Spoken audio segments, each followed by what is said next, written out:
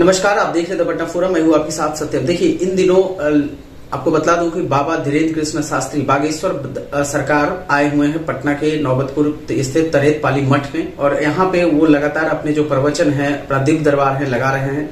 राजनीतिक पार्टियां हो चाहे राजनेता हो, लगातार बयानबाजी कर रहे हैं, कुछ विरोध में तो कुछ फुल सपोर्ट में।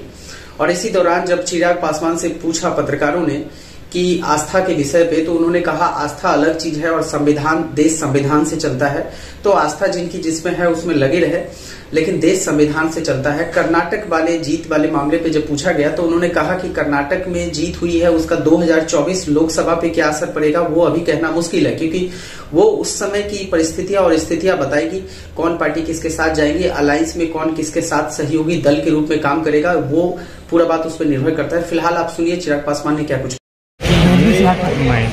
आस्था सिलेंडर दे देना कौन क्या कहता है नहीं कहता है, देश अंतोगत संविधान के आधार पर ही चलेगा, के आधार पर चला है, आगे भी संविधान के आधार पर ही चलेगा। बाकी कौन अपनी आस्था के आधार पर, उनका विश्वास किसमें है उसके आधार पर कौन क्या कह रहा है, पर अंतोगत वह देश का विश्वास और देश से तो सिर्फ संविधान के आधार पर चुनाव को इंडिविजुअली देखे जाने की जरूरत है। कर्नाटक में जिस तरीके की परिस्थितियां थी और जिस तरीके के परिणाम उसके आधार पर आए, वो कर्नाटक तक ही सीमित है। इसका कोई असर 2024 के चुनाव परिणामों पर पड़ेगा नहीं पड़ेगा, मुझे ऐसा नहीं लगता। 2024 में क्या परिस्थितियां रहती हैं, 2024 में क्या माहौल रहता है, किस तरीके से गठबंधन होते हैं, अलायंसेस होते हैं, उनके क्या स्वरूप होते हैं, वो निर्धारित करेगा कि 2024 के परिणाम क्या होंगे। तो देखा चिराग पासवान ने क्या कुछ कहा, और उनका सीधा ये कहना था कि वो स्थिति परिस्थिति 2024 की 2024 में बात की जाएगी। फिलहाल अभी उसमें कुछ करना मुश्किल है, लेकिन एक चीज है कि यहाँ पे आस्था पे कोई भी बात करना नहीं चाहता है।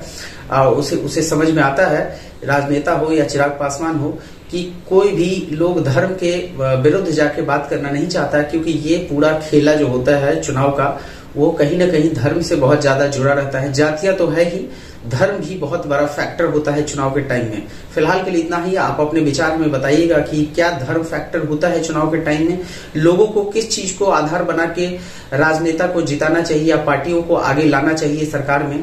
क्या धर्म वो आधार होना चाहिए, जाति आधार होना चाहिए, शिक्षा आधार होना चाहिए, विकास आधार होना चाहिए, स्वास्थ्य आधार होना चाहिए, देश की सर्वांगीण विकास को आप ऊपर रखेंगे, या फिर सिर्फ एक मुद्दे को या धर्म को या जाति को आगे रखेंगे?